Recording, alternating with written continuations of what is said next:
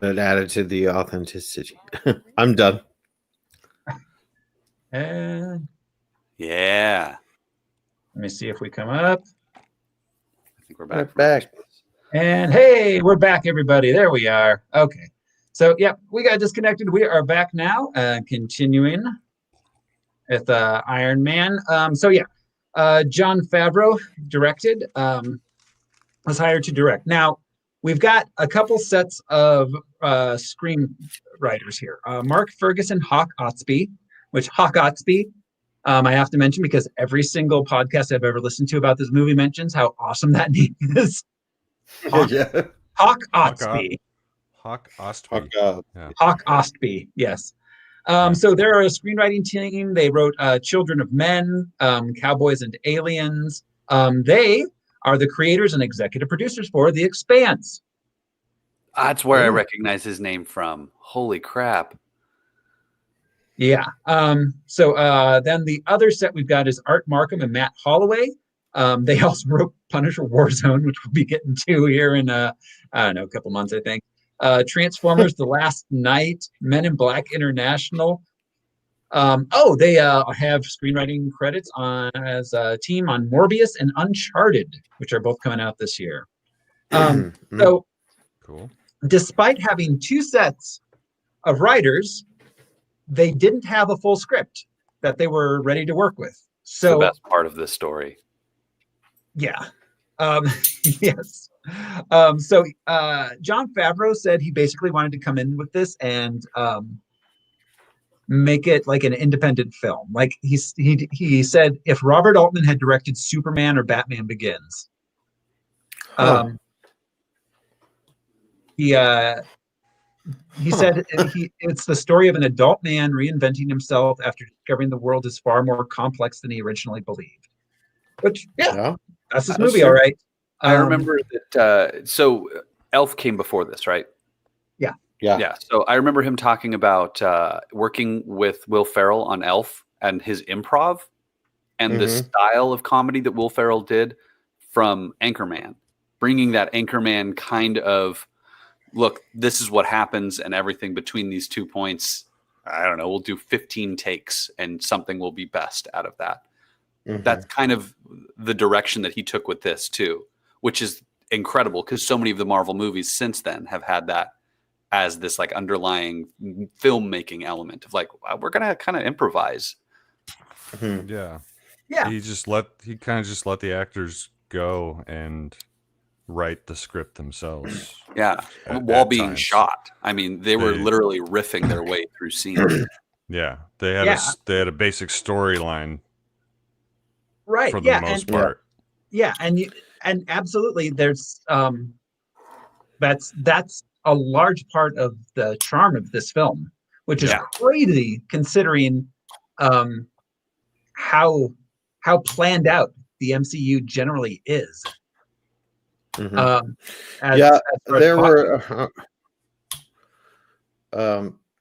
were remarks and responses and quips from Tony that seemed like Robert Downey Jr. Oh, absolutely. Seemed like things he probably says, like, I'll take a scotch, I'm hungry. Yeah. Like, I bet he's... Absolutely. I bet he said that. This movie lives and dies on Robert Downey Jr. just being Robert Downey Jr. And that was such a swing at the time. So originally, he wanted to cast a newcomer as Tony Stark.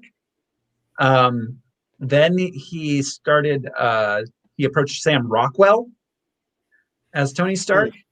But then Favreau sat down with Robert Downey Jr. and they talked about it, and Robert Downey Jr. got the role. Wasn't Timothy Oliphant in the short list too? I thought that Oliphant was the second. That's always what I've read, is that he was supposed to be, if Robert Downey Jr. fell through, people anticipated him to. I didn't see that, but that sounds. He'd have been a great Iron Man. I mean, he's the only person besides maybe Sam Rockwell. That would have been really weird. Sam Rockwell would have been a different vibe for sure. Yeah. His wife is in this. Sam Rockwell's. Oh, that's right. She's Christy Everhart. Right? Or you say no. No, Leslie Bibb, Leslie Bibb. She's the reporter. Yeah. Oh, yeah. okay. Yeah. Gotcha. Christine So Everhart. Yeah. Yeah. So okay. Oh, the character's name was. Yeah. But what's interesting is like he wasn't fully into his comeback. Robert Downey paralleled Tony Stark's. You know, he got sober. Everybody thought he was a wreck that couldn't do anything. Got sober, started working again. Turned out he's awesome. So that was kind of interesting. I'm sure it was unintentional, but they were going through similar stuff. Yeah, absolutely. So he's good. Yeah, absolutely. So, all right. So, yeah, Robert Downey Jr. gets cast. Robert Downey Jr. Got his start in the 80s. He was on Saturday Night Live. People forget about that. Yep. He was on Saturday Night Live for a season. He was a cast member Oh, for one season of Saturday Night Live. Yeah. Wow. And he's never returned. He's so upset with because Lorne Michaels fired him. He's so upset that he's never returned to Saturday Night Live. He's never hosted. Yeah, I know of a few people that they never came back because of how shitty it was. Yeah, yeah. There have been a few people who've come back and talked shit too about Lorne during their monologue. Yeah, and sorry to go on a tangent, but the funniest was Larry David's. He was a writer for Saturday Night Live, and Dick Ebersol was running it, not Lorne Michaels at the time. But anyways, there was a writers' meeting. Larry pitched an idea. Nobody liked it. They bitched and moaned. So he stood up angrily and marched out and said he quit. That was on a Friday. He sat the whole weekend going, fuck, I don't know how I'm going to pay my bills or what I'm going to do. And he just showed back up to work on Monday, and nobody said a thing. And and he used that to write that arc for George, that episode of George and Seinfeld where George just shows back up to work. Oh my God. Yeah, that's right. Yeah. So yeah, Robert Downey Jr., his dad, Robert Downey Sr., or just Robert Downey, was an actor. I keep forgetting his name. His last name isn't Junior. Right. like his wife's name isn't like Mrs. Junior. He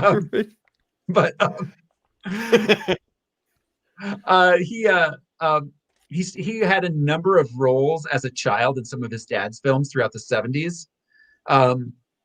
Then after SNL, he was in Girls Just Want to Have Fun, Weird Science, both of those in 85. Back to School, The Pickup Artist, Less Than Zero. He got the whole Rat Pack thing going.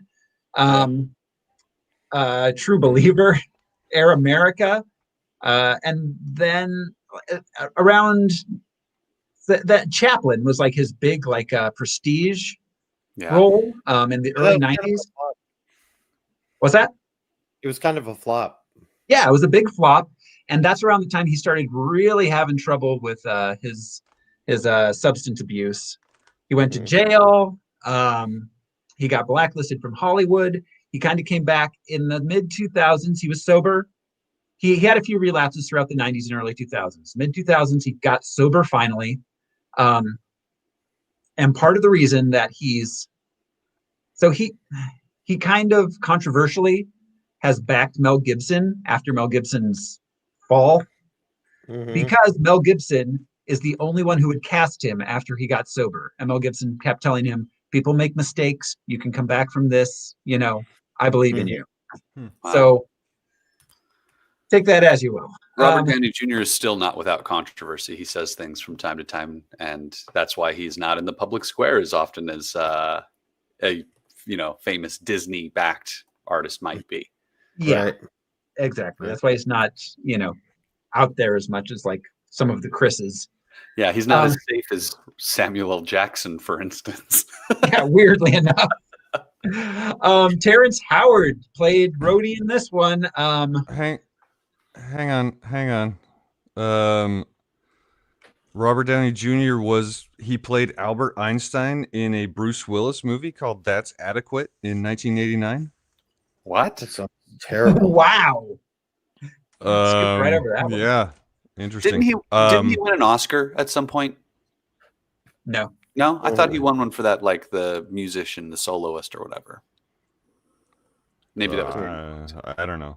Maybe the Mel Gibson connection, was that from Air America? That's where they met, yeah, and became friends.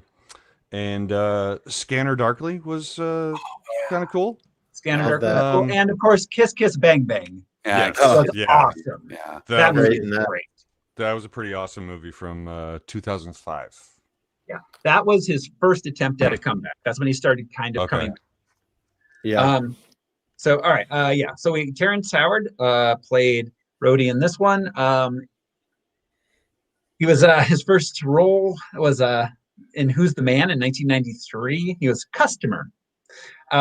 He got a named role in Dead Presidents. He was Mr. Holland's Opus.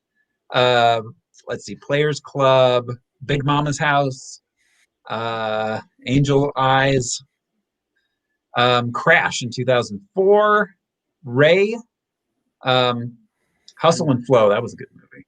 That was a good movie. Yeah, Get Rich or Die Trying, Idlewild. So he didn't come back after this one as Rhodey again because he wanted a lot more money than Marvel thought it was worth. What year did Crash come out? 3. I think it was. Oh, okay. Yeah, 2003. So that was like that one best film, right? I heard it was ridiculous. Yeah. Yeah. I heard it was the money thing, but I also heard that like Robert Downey Jr. didn't feel like they had any charisma. Yeah, that's what I heard. Not like a shitty thing where actors are like, I'm not going to work unless he leaves. But he was behind recasting because he didn't quite feel that spark that we mentioned. Yeah, I mean they didn't click. Not like Don Cheadle clicked. I couldn't see him making any of the jokes that Don Cheadle made throughout his arc. Right. You know, or like being in Endgame, like being on that planet with Nebula, waiting for the just like he's kind of hard out here for a pimp. And you're trying to pay for the rent. Okay, and I think he's most known for Empire because he's that's the lead in Empire. Yeah, Empire. He's Grand Moff Howard. Right. Jeffrey Leon Bridges. His middle name's Leon Bridges. Of course. Which, by the way, before you start with him, I looked it up today to make sure. Supposedly, the doctors are saying that the tumor he had has shrunk considerably, and that he's doing all right. So, get better, Jeff. Yeah, absolutely, get better. This dude, I love this dude. It looked like he was going to die when the story. Dude. He's the dude. He's the dude. Yeah, for sure. Okay. His dad is Lloyd Bridges. Famous for not knowing when a good time to quit sniffing glue is. Crazy Bridges. Yes. Those eyes, man. Lloyd Bridges' eyes. Brother of Bo Bridges, who The Fabulous Baker Boys is a really fun movie if you guys haven't seen it. I haven't seen it is. Bo Bridges, Michelle Pfeiffer, and Jeff Bridges and Bo Bridges play a piano playing brother team, and they hire Michelle Pfeiffer on as their like lounge singer, and then there's like a love triangle. It's like a comedy thing. They find a treasure map. But so yeah, he got to start in Sea Hunt as a kid with both his dad and his brother. That's it. I kept saying Leslie Nielsen was on Sea Hunt. It was Crazy Bridges. I knew it was an airplane back, but anyway. Yeah. Then he was in Last Picture Show in '71. He got an Academy Award nomination for that. He was in that. Yeah. Fat City with John Huston, Thunderbolt and Lightfoot, the '76 King Kong, which is a terrible movie. And then in '82, this is what I first knew him from, Tron. Yeah. Tron. Oh, yes. Yeah. Tron. '84, Starman. Starman. Let the children boogie.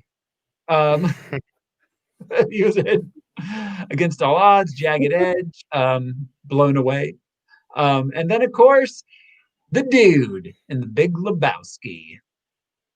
He was great in The Fisher King. Oh God, The Fisher King was so good.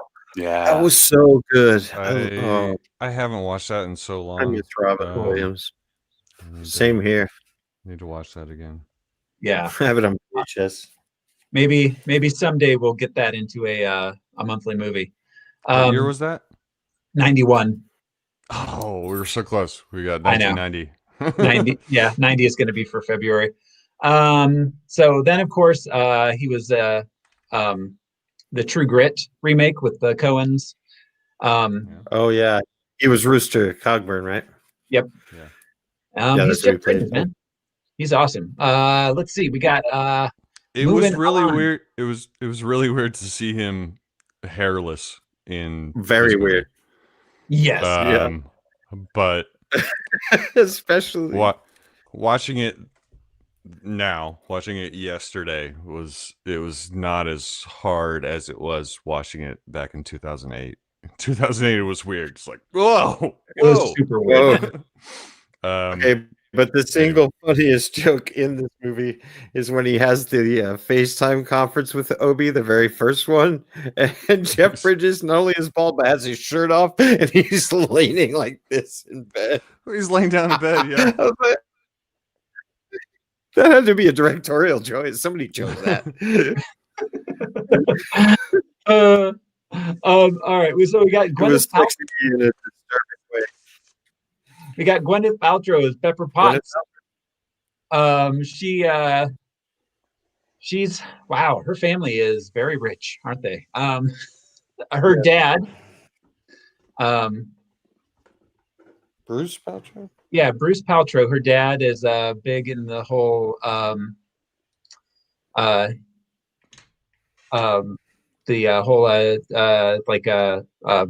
Dass community. The whole Love Sort of Remembers thing. Her cousin is Gabby Giffords. Interesting. Really? Yeah, second cousin Gabby Giffords. But she got her start she was in Shout in 1991. That's Travolta. She was in Hook. Well, you mentioned her dad, but her mom is Blythe Danner. Yeah, she was in all the Meet the Fockers movies, but she was an actress for years. Yeah, she was. She did a lot. She was on Broadway for a long time. She was in Will and Grace. She got cast. She was Wendy Darling in Hook as a pretty young. Yeah, that's right. Yeah. Then of course, let's see, Seven, Emma, Sliding Doors. I actually like all three of those movies. A Perfect Murder. All of those are good. I like all those movies. Very 90s. And then there was Shakespeare in Love in 98, for which she won an Academy Award for Best Actress. It won Best Picture, beating out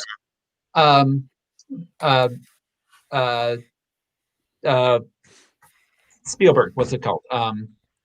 Schindler's List? No, not Schindler's List. Schindler just won. Not Finding Nemo. What was it? Not Band of Brothers. The Saving Private Ryan. Saving Private Ryan. I could not remember that name. Yes, Saving Private Ryan, which was some bullshit. Then, of course, Talented Mr. Ripley, which was great. Royal Tenenbaums was great. Then in the 2000s, she got a little uneven. Shallow Hal, Sky Captain. Both of those are. Yeah. In the year 2000, she did an episode of Clerks, the animated show, as herself. In the year 2000, she's not good, but she's not bad. She's fine. Like sometimes she does all right. She's a noted snake oil peddler at this point with her goop bullshit. But well, you don't want to put crystals in your body, like inside your body. In your please. Well, I saw another. Don't put crystals inside your orifices. Don't do that. If you want good vibes, let the people do what they want. Double entendre. Let the children boogie. Sean Taub, we got as what was the character's name? Sean Taub as Ho Jensen. Let's see. He was on the Kite Runner. I feel like he had, okay, here we go. He's in a bunch of stuff. He was in Bad Boys, Broken Arrow, Crash. He was also in Crash. Also in Crash, yeah. Charlie Wilson's War, so he works. And Paul Bettany as Jarvis, the voice of Jarvis. He is married to Jennifer Connelly. Yep. He was really good in A Knight's Tale. A bunch of stuff. Paul Bettany, he's great. He's also great in WandaVision. He is really good in WandaVision. Yeah. Yes. I saw what you meant about the Peter O'Toole thing. Yeah, absolutely. It's like a British Dick Van Dyke becomes Peter O'Toole. Well, yeah, I was going to say, there was some Dick Van Dyke elements, Lucy, Bewitched. It was fun. Mm-hmm. Let's see. Leslie Bibb played that Christine. Doesn't tell you anything. What? Yeah. Leslie Bibb played Christine Everhart. Clark Gregg was Agent Coulson. Prior to this, I'll briefly run him down. So he's been in a ton of movies. Fat Man and Little Boy, I Love Trouble, Clear and Present Danger. He plays a cop or an FBI agent a lot. No, Fat Man and Little Boy, that was Tommy Boy, right? Are you talking about Clark Gregg? Yeah, Clark Gregg. Yeah, he was Agent Casper in West Wing. That's what I remember him from before. Oh yeah, that's right. Yeah. Let's see. He was in he was a screenwriter on What Lies Beneath. Interesting. That was Jeff Bridges too, I think. Yeah. So what does lie beneath? I used to make so many jokes, Josh. Did they ever say what lies beneath? I think it's mostly like sand and some seaweed. Makes sense. Yeah. I was just scrolling through. Clark Gregg was credited as Super Nerd in AI. Yes. Artificial intelligence. Yes, he was. Which I don't remember, but movie. I love that character name, Super Nerd. It's pretty crazy, that movie. Yeah, it is. That movie is really crazy. I'm definitely nominating it whenever we get to whatever year that was. I can't remember.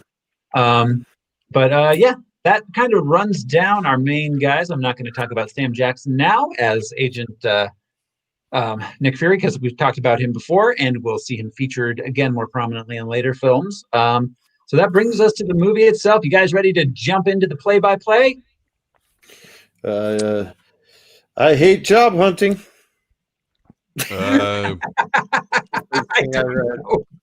Cheeseburger first.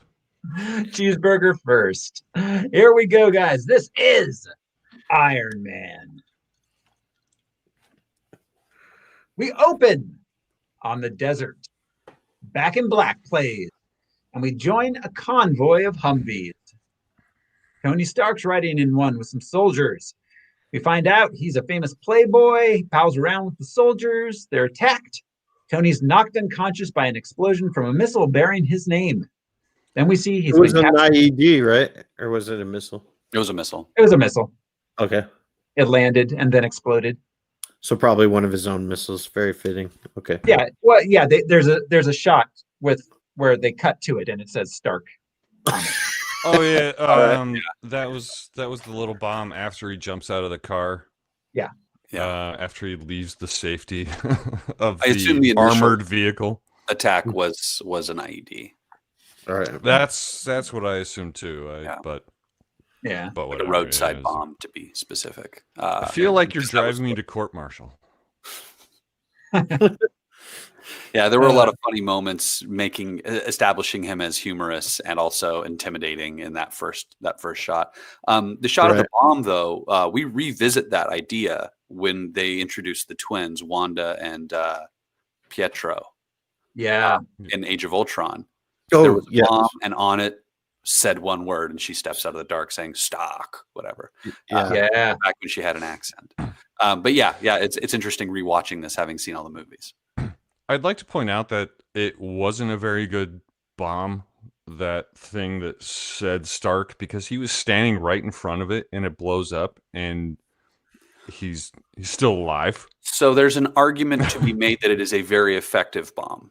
Okay. Because outright killing your enemy on the battlefield removes your enemy.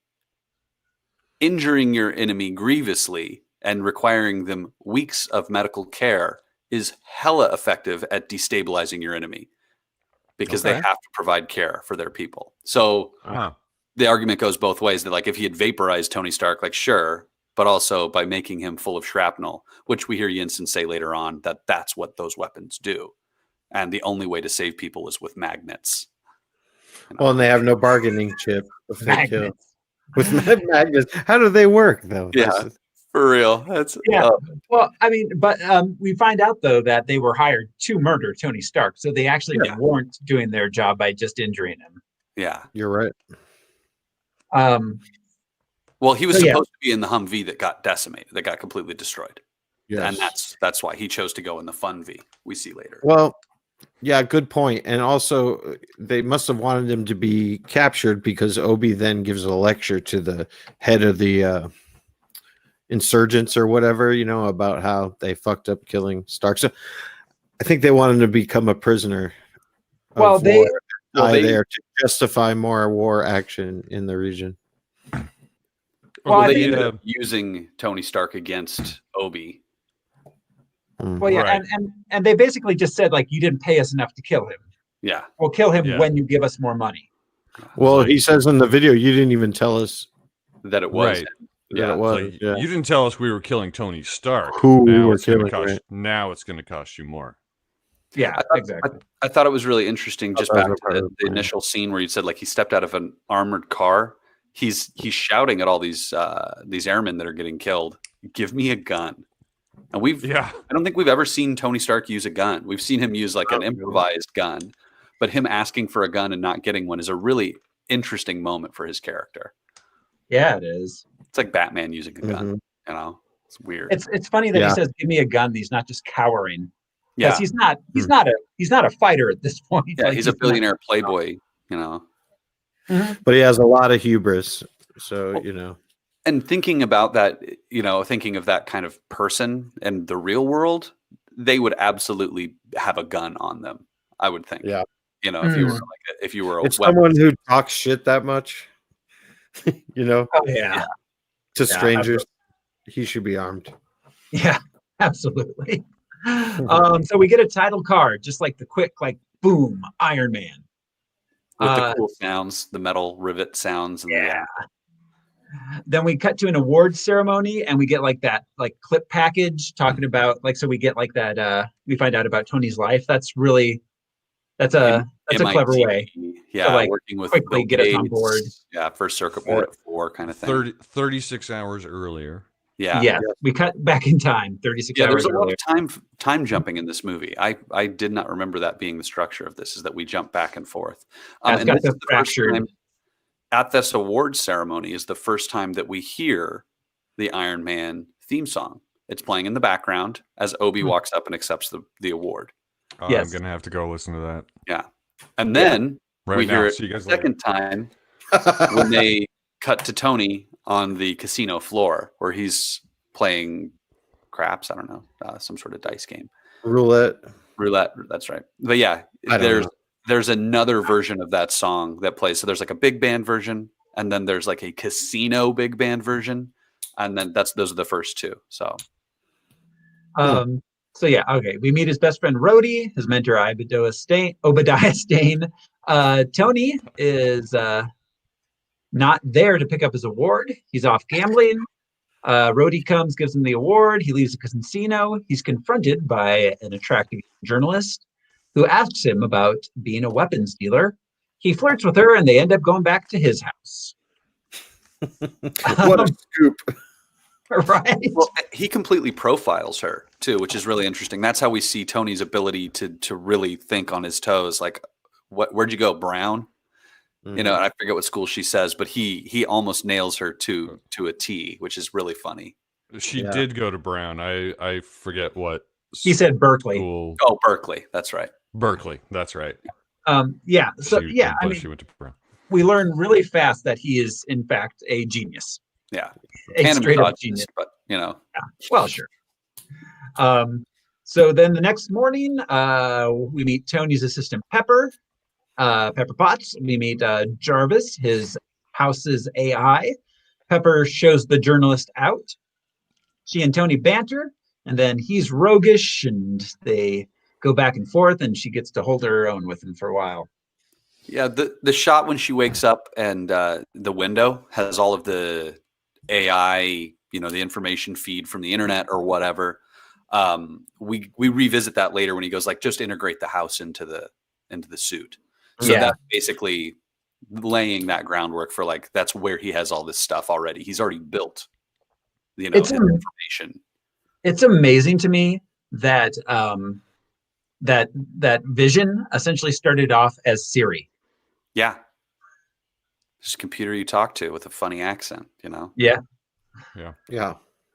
So all right. So he has to catch a plane. He drives That's to the why airport. I thought it would have been cool to have it be Peter Biti's voice. What's Must that? have been a delay because I said that a while ago. Go ahead. All right. So Nothing. Go ahead. Sorry. okay. So all right. He drives to the airport where Rhodey's waiting for him in Tony's private plane. They fly to the Middle East. Along the way, they enjoy the booze and the girls on the plane ride. Then when they get to the desert, Tony sells some Jericho missiles to the military. We get a Ghostface.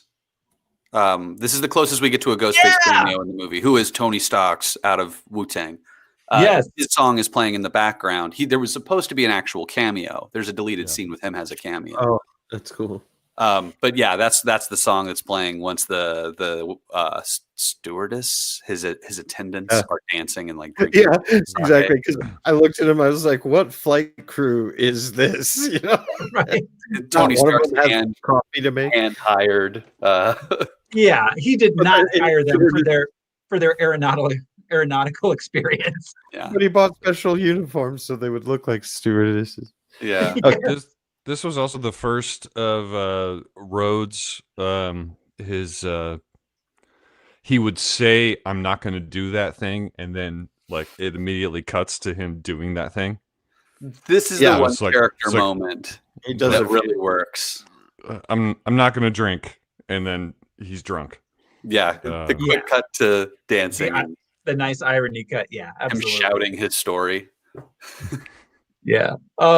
All right, so after the sale of the Jericho missiles, Tony gets in a Humvee. We get a recap of the opening scene, some quick flashes of Tony being operated on, and then he wakes up.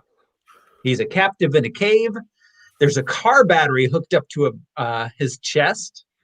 We find out it's a magnet that's been inserted there to keep shrapnel from the explosion from entering his heart.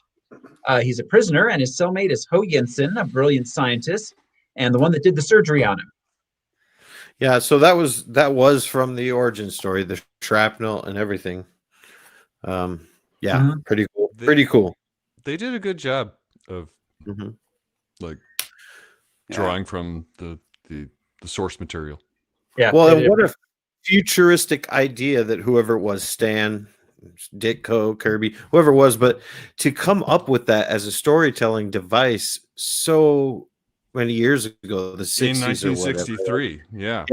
What crazy forward thinking. I know those don't exist in our world, but the science of it makes sense. So it's crazy they came up with that back then. Yeah, absolutely. So we get a group of terrorists from the 10 Rings that enter. They tell him they want him to build a Jericho missile for them. He says, I wish the 10 Rings were just a Cirque du Soleil show. He refuses to build the missiles. They torture him a bit. He discovers they have a lot of his weapons already.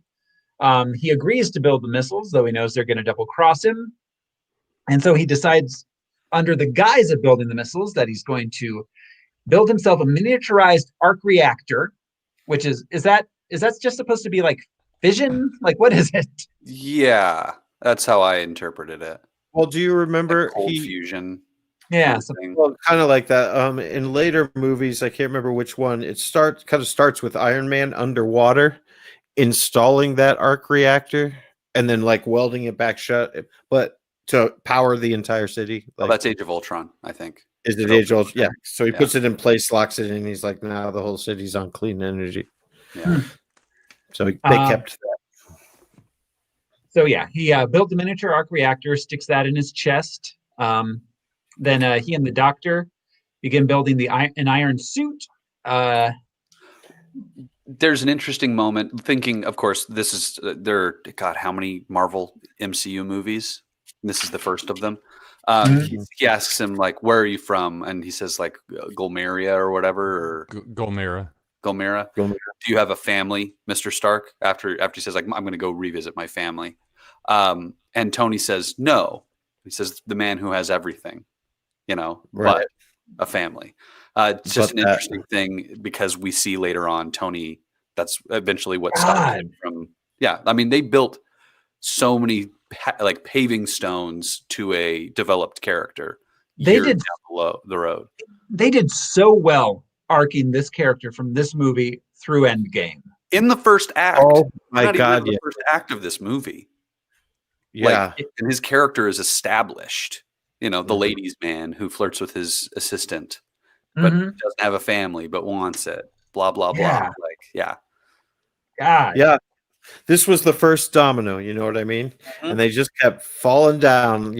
This movie goes into this movie goes into this movie. Brilliant. Never been done before.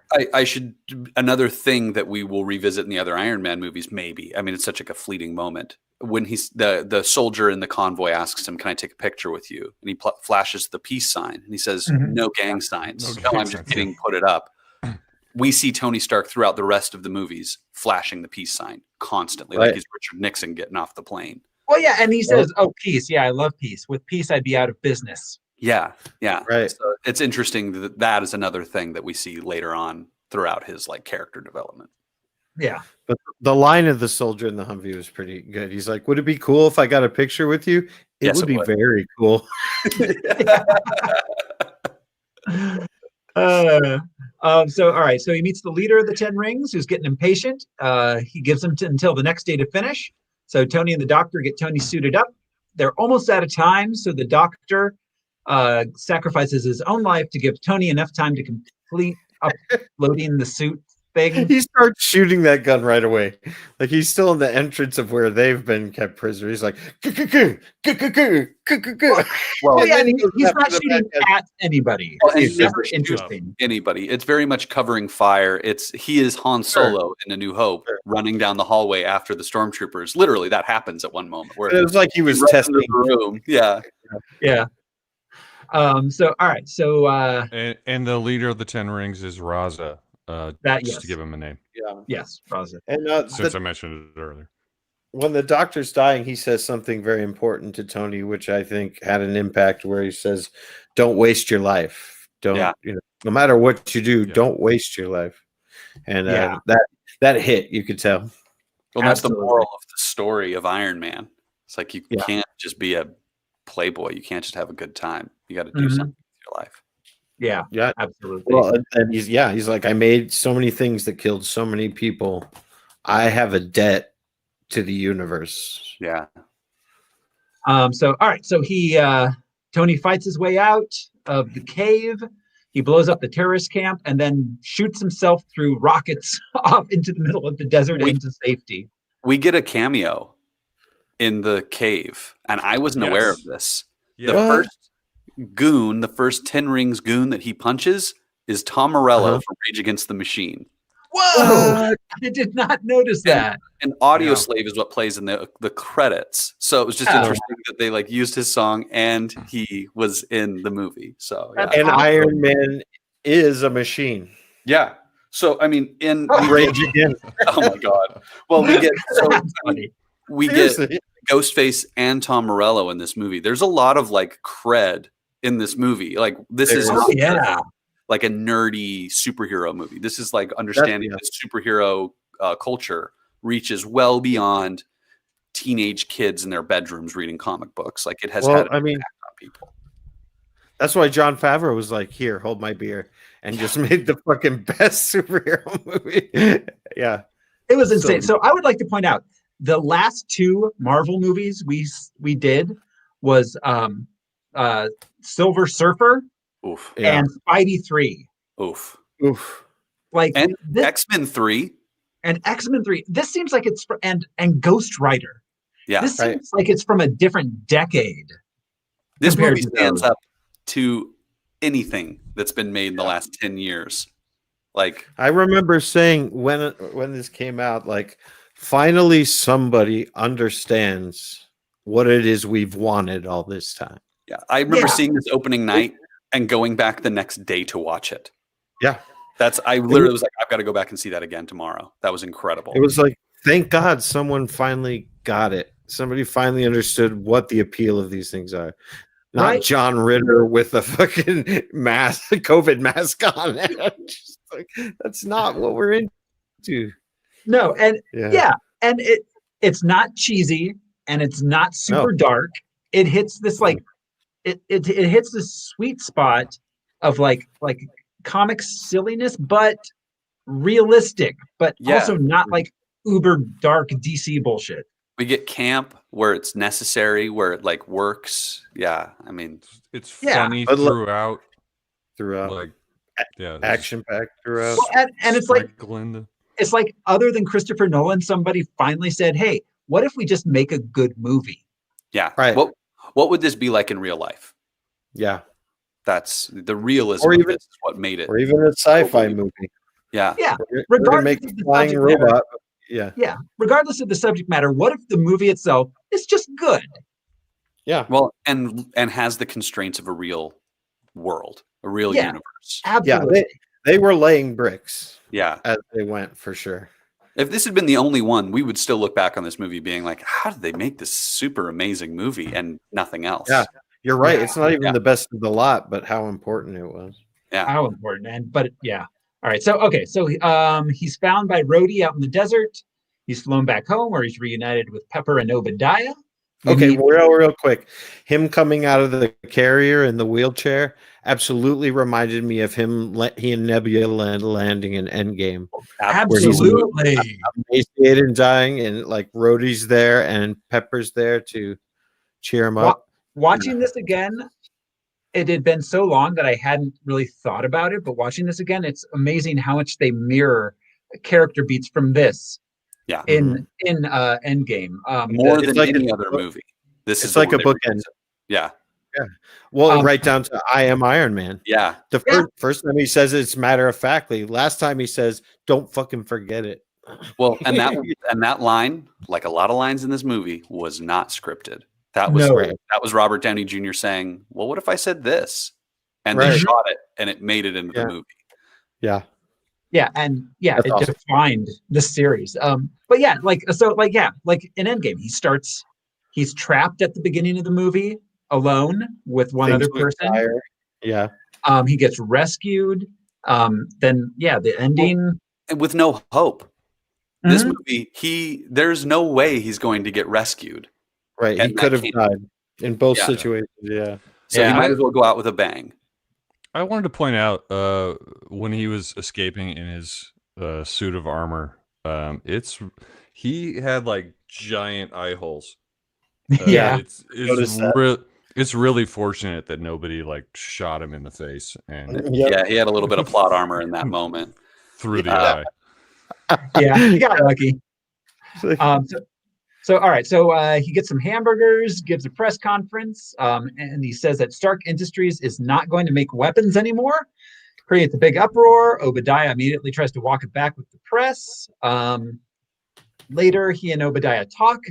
Obadiah is not happy about Tony's big announcement. Tony tells Obadiah about the arc reactor, and Obadiah tells Tony to let him handle the business side of things for now. At home, Tony makes himself a new arc reactor because the old one's malfunctioning. Pepper helps him install it. Gwyneth gets goop all over her hands. Oh, yeah. Coulson shows up and talks to Pepper. Yeah. Instant classic. He nailed it right from the start. It just What is it? Strategic that Homeland character. and Intervention Logistics Division. Logistics Oh, and division. Enforcement Logistics Division. Strategic Homeland Intervention and Enforcement Logistics Division. Well, Which is not the original acronym for SHIELD. It has had at least 4. No, This is the final one, which is the Yes. best one out of all of them. Yeah. But Gwyneth and Coulson become friends, and they even show that in future movies. I think that's kind of fun. Yeah, it is. That's Well, awesome. and this shows the passive nature of S.H.I.E.L.D. at this point, too. Right. S.H.I.E.L.D. is very much working in the background. They're not doing anything actively. Yeah, let's just set up let's set up a meeting, blah, blah, blah. Later on in the movies, I mean, S.H.I.E.L.D. is like fascist level of control. Yeah. Well, they're Hydra. That's why I was going to ask. I know they didn't show us anything, but according to their timeline, was S.H.I.E.L.D. already Hydra? Yeah, S.H.I.E.L.D. had been and Hydra had been the whole time. They had like the seeds of Hydra. Since the beginning, the whole time. For decades, yeah. Yeah. Okay. Well, and we see that in not to keep revisiting Endgame, but Howard Stark is looking for Arnim Zola in the basement when he runs into Tony. Arnim, you down here? Arnim, is that you? Who is the heart of the Hydra, invasion of? Oh, right, that guy. Yeah, that little guy. I'm Swiss, not German. That guy. Anyways. All right. So he tells Pepper to destroy the old arc reactor. Then Tony visits Rhodey, tells him he's working on something big. Rhodey is all angry about Tony's press conference. Then in his private lab, Tony begins working on a new suit with Jarvis. We see a little bit in Mark II. Calls it Mark II. The naming convention of all the marks throughout all of his suits. Yep. Well, it's very important that they showed the progression of Tony and his technology. You know what I mean? Like, I'm so glad it didn't go from like Cave Iron Man to prototype Iron Man to nanobot technology.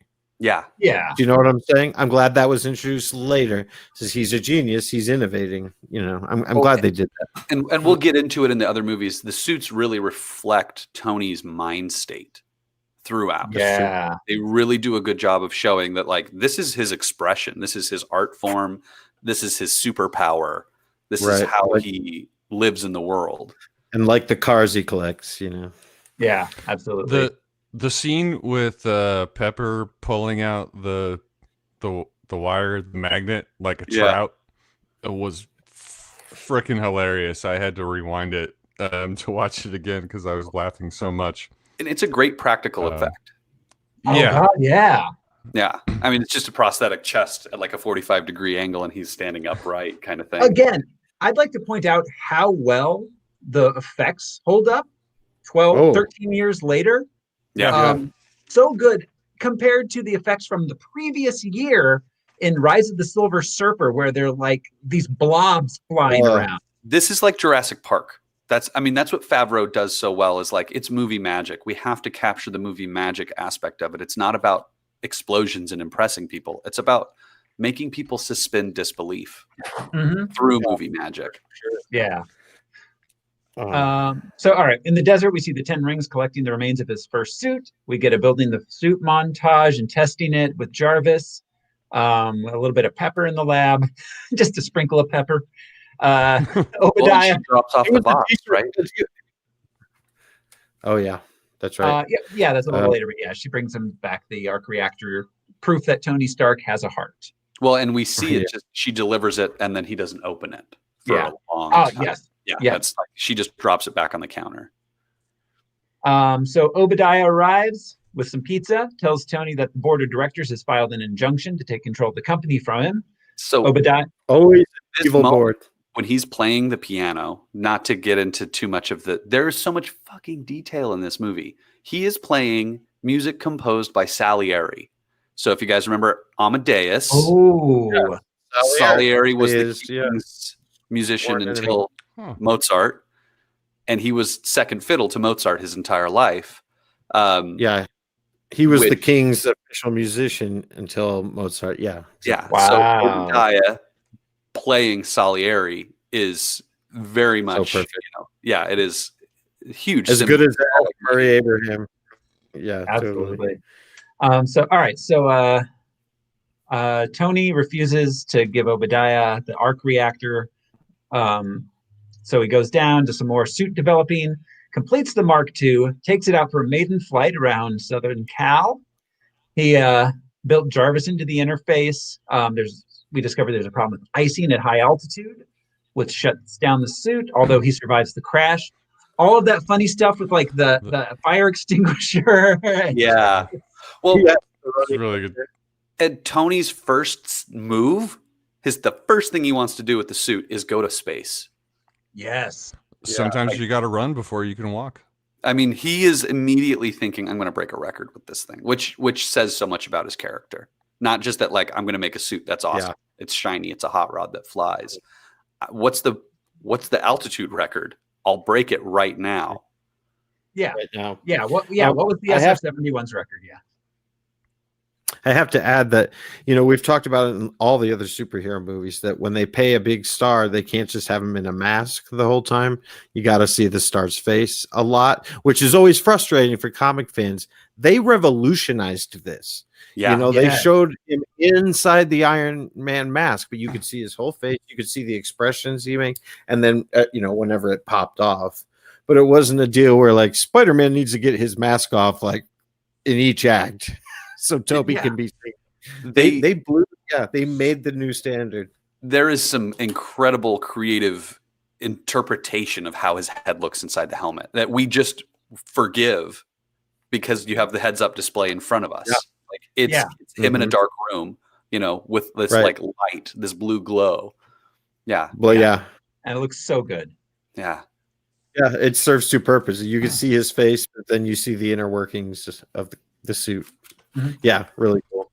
Right. Interestingly enough, I believe this will come up. We'll talk about it in episodes down the road, but I believe after Iron Man 2, he never actually wore a suit again. It's all CG suits from 3 on. Yeah, they just had him wear the top the shoulder piece kind of thing. Yeah. Like Right. this one and 2, he actually wore full suits, but never again. Yeah. You can kind of tell. The suit is And I always chalked it up to Yeah. Nano. Yeah. But all right, so let's see. Later he discovers Pepper saved the original arc reactor. Meanwhile, in the desert, the 10 rings are reassembling the first suit. Then we cut to Tony finishing up the Mark II and its paint job. We see there's a big party being thrown by his company. Tony wasn't invited, so he decides to go anyways. He uses gala. a gold titanium alloy that they use on the satellites. the Mhm. Seraphim did- satellite. The Seraphim satellites. I don't know. I didn't look that up to see if that's a real thing, but yeah, to solve the icing problem. Yeah. So in aircraft, there are 2 ways generally that airplanes defeat icing, which is like electro, heating or alcohol. So having a conductive surface, he probably just ran voltage through it and heated up titanium, which heats up quickly and easily and retains structure under high heat, that kind of thing. So makes sense. Titanium is good for all sorts of things. Yeah. And it's lightweight. And good for you, too. You can make a little house out of it. You can mix some drinks. I want to get titanium teeth. Oh, wow. Like Jaws. I want vibranium teeth. I have titanium chopsticks. Best investment ever. Did anyone notice the gala, how Tony pulled up to the curb and got out, and it was such a Bruce Wayne moment, especially the one in Dark Knight where he goes in to have dinner with Maggie and Harvey.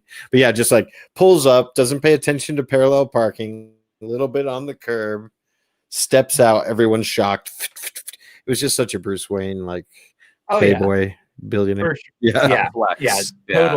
Total Bruce Wayne move. John Favreau was in Batman Returns, right? Anyways. Oh, that's right. Yeah. He was one of the circus performers. That's right. One of the clowns. Yeah. So all right.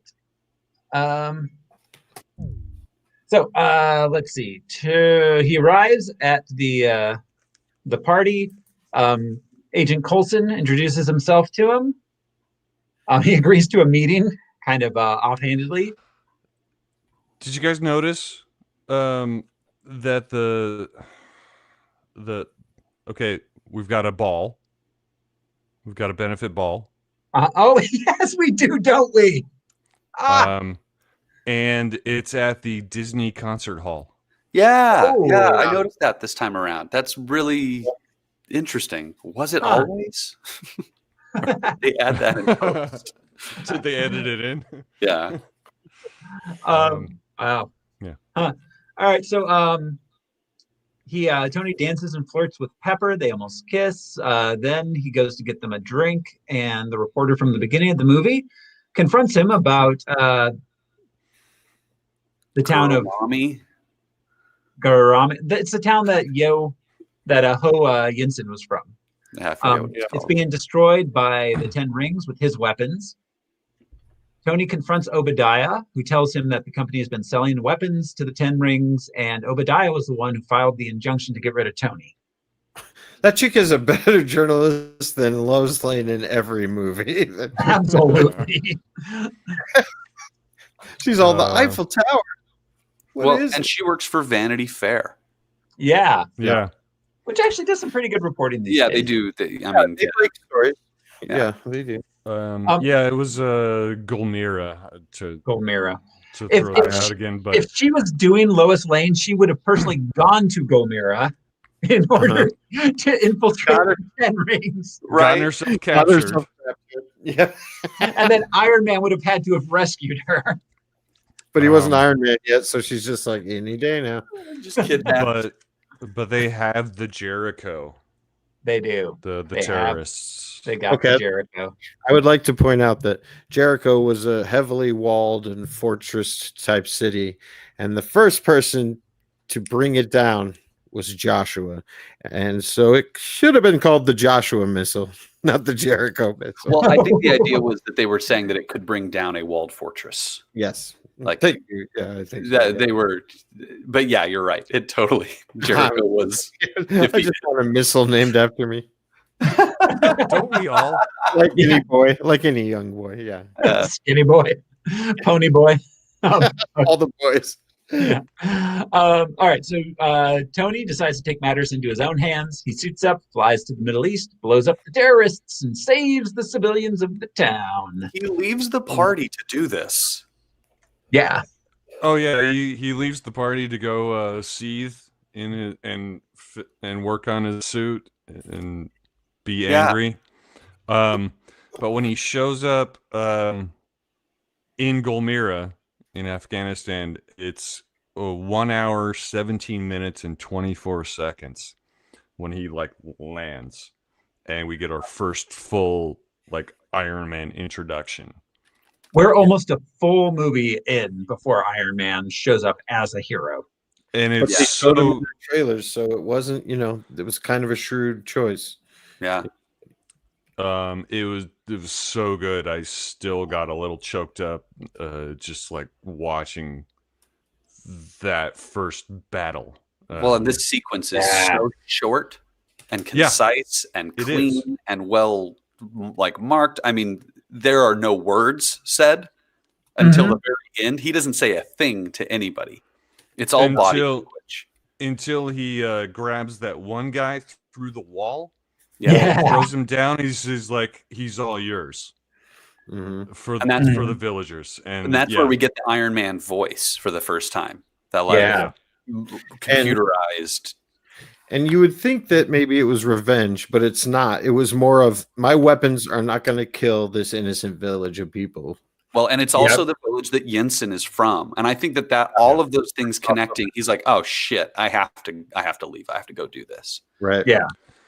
I also made a note that his robot face looks like a disapproving father. It does. It does.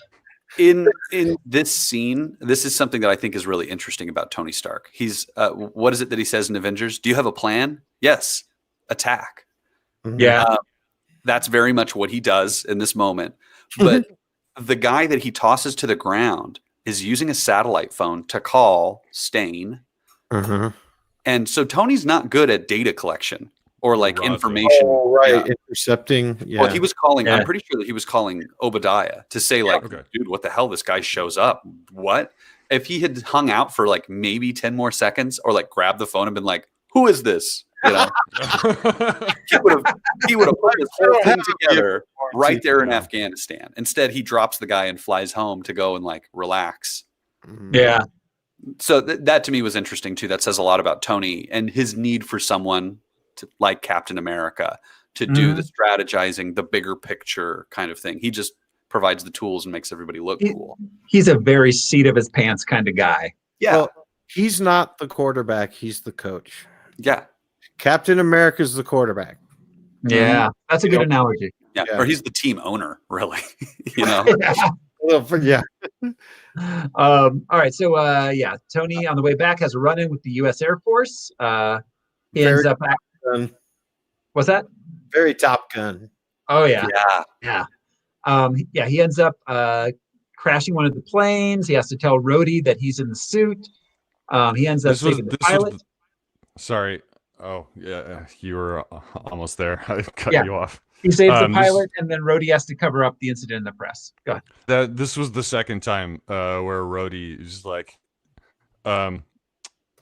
Stark says, "Just tell him it's a